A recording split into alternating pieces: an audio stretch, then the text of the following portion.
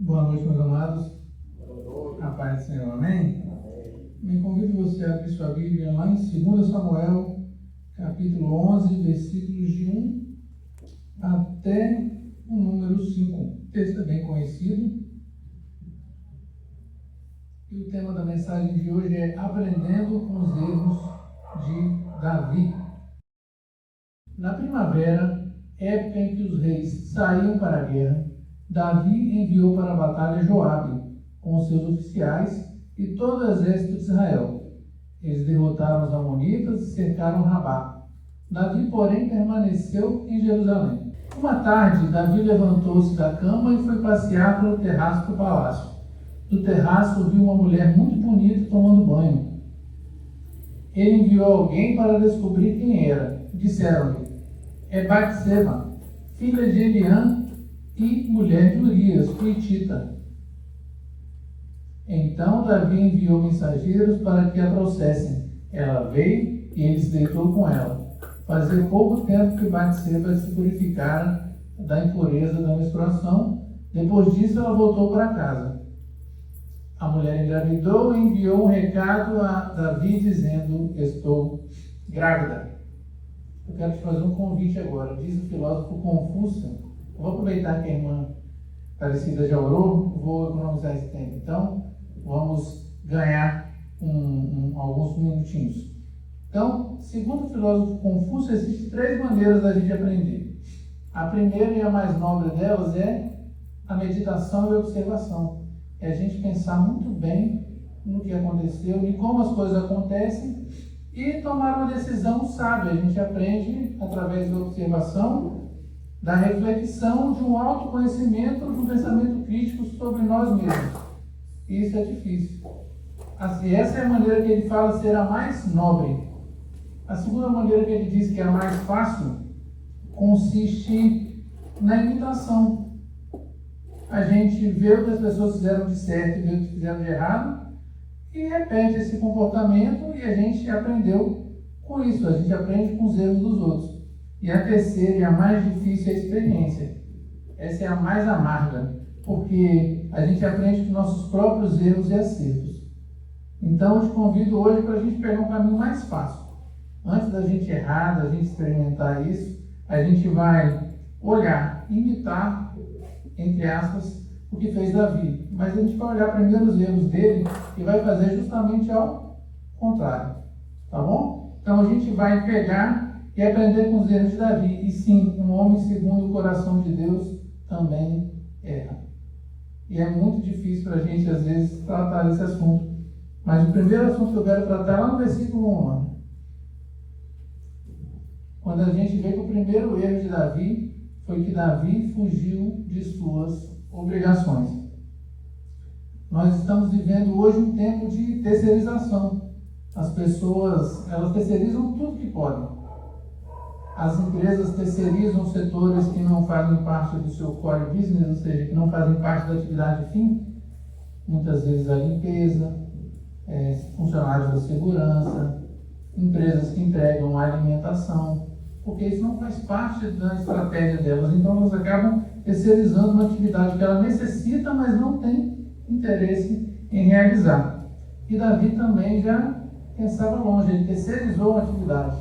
Na primavera, época que os reis saíam para a guerra, Davi enviou para a batalha Joabe, com seus oficiais e todo o exército de Israel.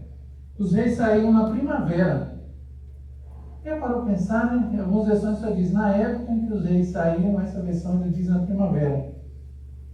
Primavera é a estação que vem logo depois do inverno, o inverno onde naquela região neva, chove, faz frio, o chão, o solo fica carregado de umidade, é ruim para você movimentar tropas, é ruim para você sair e firmar campanhas grandes, porque você não consegue ter uma linha de abastecimento de comida, de roupas, de tudo que os soldados necessitem. Então a primavera era a época onde o solo já estava seco, onde a estação da chuva já tinha passado, as plantações já tinham sido cultivadas, não tinha muita coisa para os homens fazer. Aquele serviço braçal já tinha se encerrado todo. Então, o rei aproveitava que a semeadura já tinha terminado, as estradas já estavam secas, os homens que já tinham plantado, eles estavam livres para o serviço militar. Então o rei organizava para isso tudo, para ele ir à guerra. Ao invés de Davi organizar suas tropas para ele ir para a guerra, o que ele fez? Na época que os reis saíam para a guerra, ou seja, Davi tinha a obrigação de ir, Davi enviou para a batalha Joabe com seus oficiais e todo o exército de Israel. Davi enviou Joabe, seus oficiais e todo o Israel. A missão era importante, perigosa, e Davi envia seus exércitos. Mas ao invés de ir com eles, Davi faz o quê? Lá no final do versículo: porém Davi permaneceu em Jerusalém. Preste atenção, era tradição e dever do rei liderar os exércitos. Isso era tão importante que você vai, se a gente continuasse lendo, em casa você lê, lá em 2 Samuel, capítulo 12, versículos de 26 a 28, quando Joabe chega ao ponto de tomar a cidade, ele fala assim: não, Davi, presta atenção, vem, porque senão essa glória vai ficar comigo. Isso aí quem tem que fazer é o rei. A gente já derrotou, a gente fez muita coisa, mas nessa parte aqui é importante que o rei esteja presente. E Davi escolheu o conforto e deixar outras pessoas assumirem o que era seu dever realizar. Aí você fala assim: não, mas Davi fez isso. Fez. E quantas vezes nós também não deixamos a TV ou o celular criar nossos filhos, nossos netos, tomar conta das crianças, terceirizando uma obrigação que é nossa. É muito fácil eu contar para Davi e não contar para a gente, né? Quantas vezes a gente também não faz, não tem uma obrigação e não terceiriza ela. E as obrigações são alguma coisa importante. Diz um capitão do exército americano no seu discurso que a atividade mais importante de ser feita por um soldado do exército é levantar de manhã e arrumar sua cama. Porque quando você levanta e arruma a sua cama, você tem a sensação que a primeira tarefa do dia já foi vencida. É uma obrigação. Quantas vezes deixamos as pessoas assumirem a responsabilidade de ensinar sobre Jesus às nossas famílias? A responsabilidade não é do mensageiro, não é do diácono, não é do pastor, não é da tia do EBD, não é do professor do colégio. A responsabilidade é nossa. De falar para Jesus às nossas famílias, aos nossos colegas de trabalho. Quantas vezes esperamos que alguém pregue o Evangelho onde é a nossa obrigação pregar? Lá no seu trabalho, quem tem que falar de Jesus é você. Na sua rua, na sua casa, na fila do banco, onde o pessoal reclama, né? Só costuma reclamar no ponto de ônibus, porque está chovendo, porque está sol, porque está frio, porque está calor. E ali a sua obrigação de pregar o Evangelho, e a gente tem terceirizado, esperando alguém passar um folhetinho, esperando alguém falar alguma coisa. E a gente, quando não faz alguma coisa, porque o pecado de Davi não começou quando ele desejou a mulher. O pecado começou quando ele tinha que fazer uma coisa e não fez. Muitas vezes a gente não entende que o nosso pecado começa na negligência. A negligência de fazer uma atividade que eu deveria ter feito. São coisas pequenas. E como diz a própria Bíblia, um abismo vai chamando outro abismo, e quando a gente vai ver, a gente vai... E se você ler até o final do capítulo, você vai ver que Davi foi cada vez mais se enredando. Isso tudo começou porque era obrigação dele estar lá em Rabá. Ele deveria estar lá sitiando a cidade, deveria estar na guerra, mas não, ele preferiu o conforto e mandou seu sobrinho, né, Joabe, filho de sua irmã, comandante dos exércitos, e tomar conta. Isso dá início a uma sequência de eventos desastrosos. As nossas escolhas trazem consequências duradouras. Como diria Marco Aurélio, na frase que ficou famosa no filme, o que fazemos ecoa na eternidade. Muitas vezes a gente acha, não vou tomar uma decisão, não vou fazer certa coisa hoje, não vou fazer, vou deixar aqui, vou empurrando, deixa que outra pessoa faz. E a gente não entende que isso vai ter a consequência maior lá na frente. Mas não obstante disso, se você continuar lendo, lá no versículo 2, a gente vai ver que além de não cumprir essas obrigações, como todos os homens tinham saído, como ele não estava em guerra, ele não tinha nada o que fazer, adivinha o que acontece quando a gente não tem nada o que fazer? A gente fica ocioso. E Davi ficou ocioso, é o segundo erro dele. Além de não cumprir suas obrigações, ele ficou à toa. É tão bom quando a gente tira um período de férias e pode não fazer nada, descansar. Mas o problema é você ter uma vida, uma prática ociosa. E diz a Bíblia que uma tarde Davi levantou-se da cama e foi passear pelo palácio. E viu uma mulher tomando banho e ela era muito bonita. Acompanhe comigo. O rei, que deveria estar envolvido em uma campanha militar, estava no palácio real tirando uma sonequinha da tarde. Ele estava no meio da tarde, ou uma tarde, ou seja, em uma das tardes, várias que ele teve, ele levantou-se da cama. Nada mais quer dizer que ele estava dormindo. O rei, que deveria estar no meio da guerra, ele batalhando, estava dormindo, ele estava desocupado. E é aí que a gente pensa, né? Nós não devemos gastar o nosso tempo com coisas inúteis. Não estou dizendo que o cochilinho da tarde não seja bom, não. De vez em quando, no sábadozinho à tarde, no domingo depois, você vem com o culto mais revigorado, mas tem gente que larga compromissos importantes para não fazer nada, para ficar ocioso. Tem gente largando as atividades da igreja para não fazer nada em casa. Tem gente que, ao invés de investir seu tempo em algo produtivo, fica vendo diversos programas de televisão, fica acordado até tarde para ver o Big Brother, mas não tem coragem de vir na vigília na igreja o dia que tem. A pessoa perde várias horas vendo um jogo, mas não consegue ler um texto bíblico. A pessoa tem a paciência de ficar vendo filmes, séries durante períodos longos, mas vem para a igreja e cochila e dorme. E a gente vê que a gente não deve gastar nosso tempo com essas coisas. Davi poderia ler, orar, cantar, compor salmos. Isso tudo ele fazia muito bem. Mas ao invés de fazer isso, ele preferiu ficar espiando por cima do muro.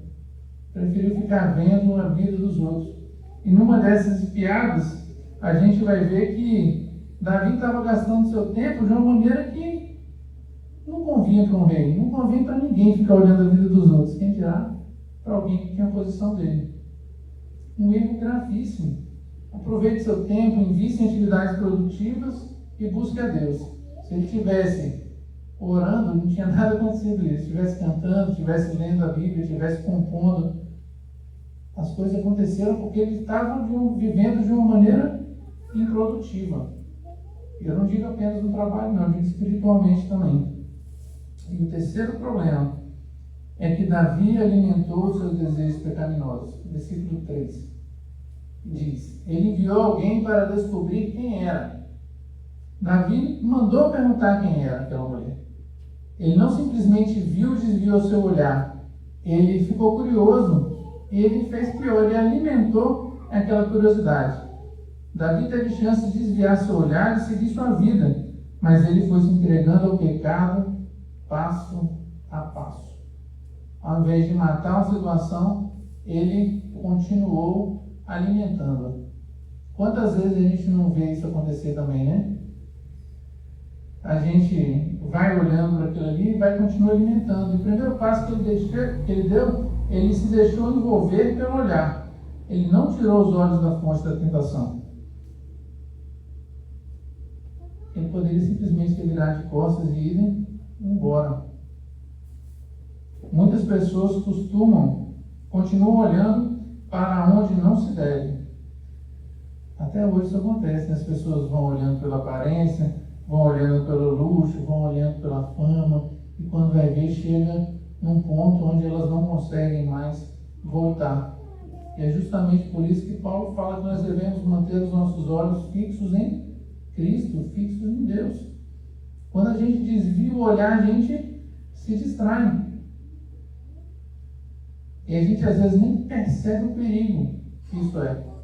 Quando o motorista está dirigindo, ele tem que prestar atenção na estrada. Se ele ficar olhando, muitas vezes a gente passa por um lugar e nem se dá conta que tem determinada coisa, porque a gente vai dirigindo e vai prestando atenção no caminho. E muitos cristãos hoje estão olhando, estão aí, olhando pela janela, e o carro está batendo, eles não estão prestando atenção porque eles estão desviando o olhar de onde tem que ser olhado. Segundo ponto, ele alimentou o desejo conversando a respeito. Davi enviou mensageiros para que trouxessem ela. Ou seja, Davi começa a alimentar e fala assim: quem é? Quem é? Descobre lá quem é para mim. Ele foi gastando um tempo para conversar sobre determinadas coisas. E quando a gente abre a Bíblia em Filipenses, capítulo 4, versículo 8, a gente vai ver o que Paulo fala. Finalmente, irmãos, pensem em tudo que for verdadeiro, tudo que for digno de respeito, tudo que for justo, tudo que for puro, tudo que for amável, tudo que for de boa fama, tudo que houver alguma virtude ou algo de louvor.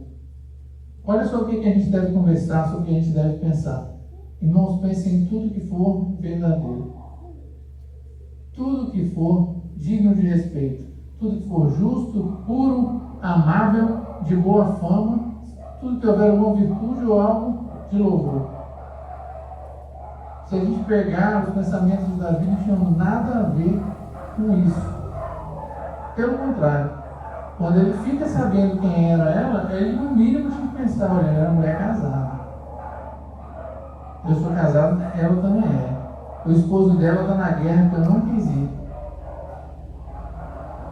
O pai dela está na guerra que eu não quis ir. Agora imagina só, se ele tivesse medido isso, se ele tivesse pensado, mas não, ele alimentou seu desejo conversando sobre coisas que ele não deveria. E muitas vezes a gente tem perdido nosso tempo aí falando. Se você pegar as redes sociais hoje, graças a Deus não nem aparece, não. Parece que ele sabe quem gosta mais e quem gosta menos. Mas é só Big Brother. É só essas besteiras. E a gente tem a opção de ficar falando sobre isso ou falar de alguma coisa produtiva. Eu não escolho o que vai aparecer para mim na rede social.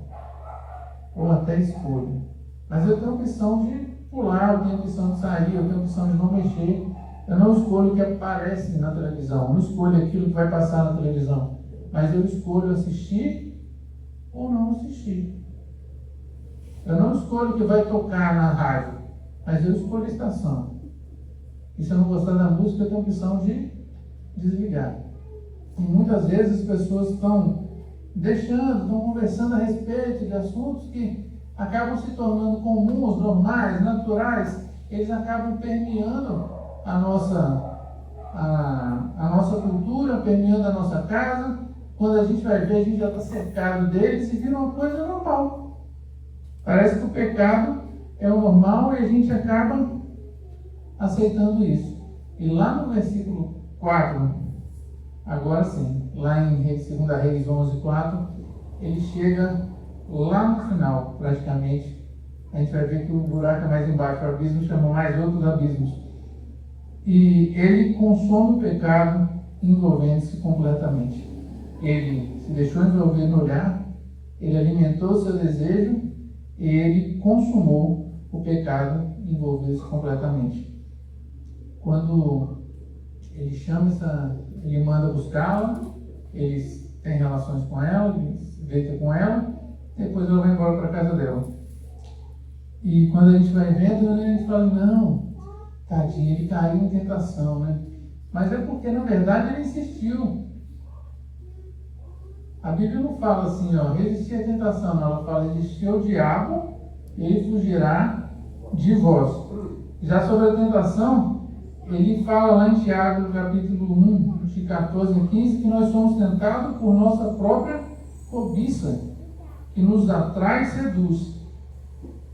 Ele não fala que a gente é tentado por uma coisa externa. Paulo também fala que não sobreveio tentação alguma que não fosse humana. O inimigo, ele sabe onde a gente está mais propenso a fraquejar, onde a gente tem uma fraqueza maior, e é justamente ali que ele trabalha. E essa fraqueza a gente não tem que se encarar, a gente tem que fugir. Paulo fala que Deus nos dá um escape. Ele não fala assim, Deus te dá uma maneira de você enfrentar. Não, Ele te dá uma maneira de você escapar. E muitas pessoas ainda caem na besteira de querer enfrentar. Não vou enfrentar porque eu tenho que superar isso. Não, vai embora. Casca fora.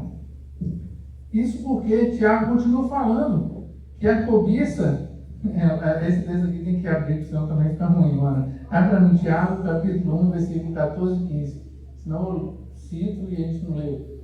Cada um, porém, é tentado pelo seu próprio desejo, ou seja, pela sua própria fraqueza, sendo esse arrastado e seduzido.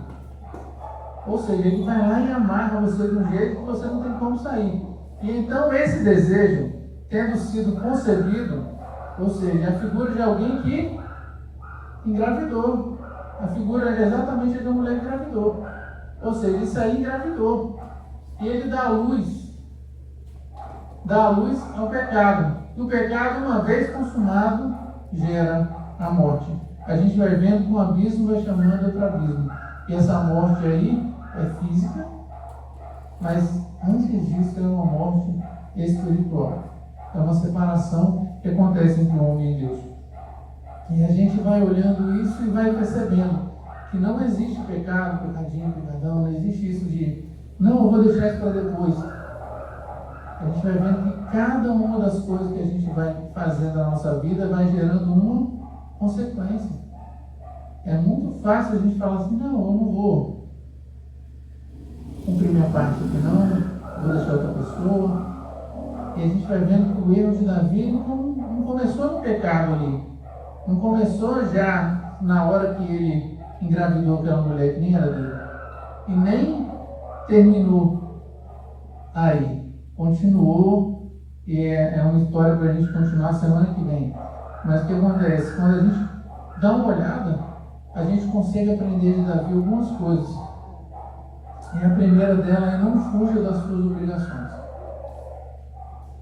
Algumas obrigações são chatas de fazer. Algumas obrigações não são legais, mas são obrigações. Se você não tirar um mato da frente da sua casa, o vizinho vai se achar no direito de jogar lixo. Vai dar barata, vai dar rato. E esses bichinhos, eles uma hora eles vão falar assim, acabou a comida aqui na rua, eu vou para onde? Para dentro de casa. Algumas obrigações são chatas, mas a gente tem que se forçar a fazer. Eu sei que sempre vai ter alguém para fazer aquilo que você não quer, mas isso terá consequências para você. Sempre vai ter alguém disposto a fazer as coisas na casa de Deus. Alguém para limpar, alguém para cantar, alguém para tocar, alguém para pregar. Sempre vai ter. Mas a gente tem que fazer a nossa parte, porque a gente vai perceber o seguinte, a gente ficou velho e não fez. Fala assim, poxa, eu podia ter feito isso, podia ter feito aquilo, e por que não fez? A casa de Deus é um celeiro para isso. Mas eu te convido também a agradecer por toda vez que você tiver fazendo uma coisa dessas. A louça está suja em casa porque teve comida. Se não tivesse comida, a louça tinha ficado limpa. Só chega cansado do trabalho quem tem um emprego.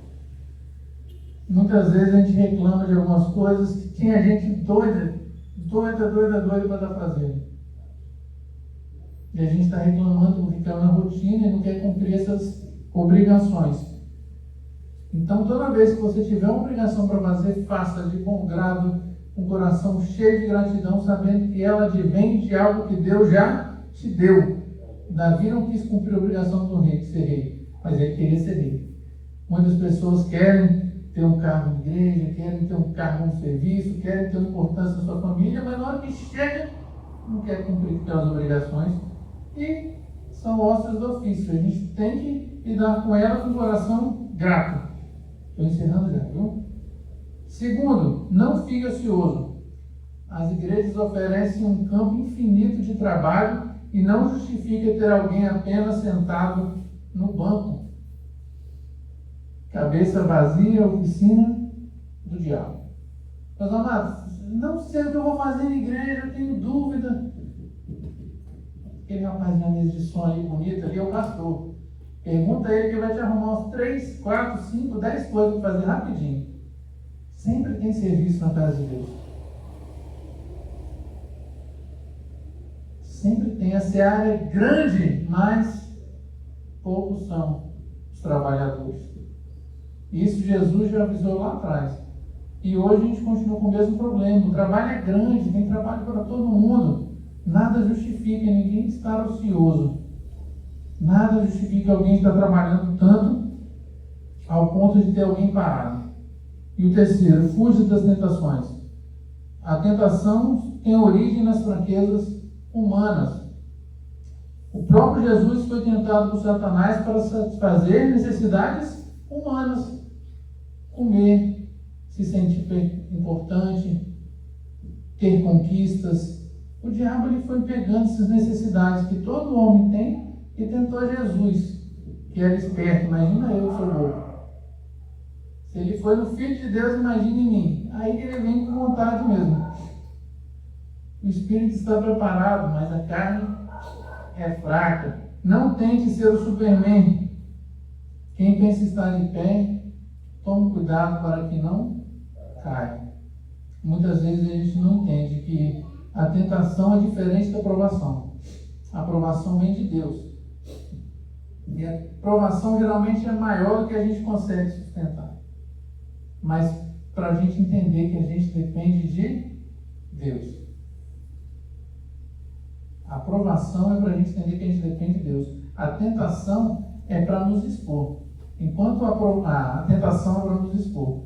Enquanto a provação Deus mostra para a gente que a gente depende dele, a tentação é o contrário. É Satanás mostrando para a gente o tanto que a gente acha que é forte, o tanto que a gente acha que é importante, no final a gente é fraco. Toda vez que você pensar em Davi, pensa, se aquele homem tivesse saído para batalhar na época que ele devia, nada disso tinha acontecido. Então amanhã levante feliz, vá trabalhar, vá fazer suas obrigações, entendendo que Deus tem um plano nelas. Não fique ocioso. Sobrou um tempinho do seu dia, lê um texto, escuta a pregação, ora por alguém que você lembra. Ah, eu não consigo lembrar de ninguém que eu estou orando, não tem problema não. Faz uma listinha de oração, fala assim, ó, vou orar por fulano, fulano tem por ciclano. Faz uma listinha, compra um caderno se tiver, tem problema. Faz um checklist. Não fica ocioso não. E outra, quando você vê alguma coisa muito fácil, o diabo te tentando, sai fora. Não tenta ficar ali olhando não. Vai embora. Aprende com Davi. Cumpra suas obrigações. Não fique ocioso. E fuja das tentações que aparecerem. Amém? Vamos orar. Amado Deus, eterno Pai, nós te louvamos, te agradecemos por teu amor, por tua bondade em nossas vidas. Te pedimos, Pai, que o Senhor nos dê sabedoria para aprendermos com os teus servos, as coisas boas que eles fizeram e aprender a não repetir as coisas erradas que eles fizeram também. Davi, um homem segundo o coração de Deus, gastou seu tempo com bobeira, ele deixou de cumprir suas obrigações, e isso custou muito, Pai. Isso custou sua família, isso custou a vida de vários homens, porque ele não cumpriu sua obrigação. Que nós possamos entender, Pai, que o Senhor colocou uma obrigação em cada um de nós. Que o Senhor tem, Pai, expectativas importantes para cada um de nós, Pai, de levar o teu Evangelho, de levar a tua palavra através do nosso compromisso, do nosso exemplo, através das nossas atitudes, e aonde nós pudermos, até com as nossas palavras, possamos ser testemunhas fiéis do Senhor. Que possamos trazer conosco a obrigação, Pai, de ser exemplo aonde estivermos. Que possamos gastar o nosso tempo, Pai, de maneira digna como representante do Senhor. De maneira, Pai, onde as pessoas olhem para a gente e vejam, Pai, que o tempo é remido, que o tempo é aproveitado na Tua presença. E que quando vier as tentações, Pai, nós desviemos o olhar. É difícil, Pai, porque o inimigo sabe onde cada um é mais fraco. Mas nós temos a certeza, Pai, que o Senhor nos dá um escape. Que o Senhor nos dê sabedoria, que o Senhor nos dê inteligência para que possamos aprender cada vez mais. Abre os nossos ouvidos, os nossos corações. Nós pedimos, Pai, em nome do Filho amado Jesus. Amém.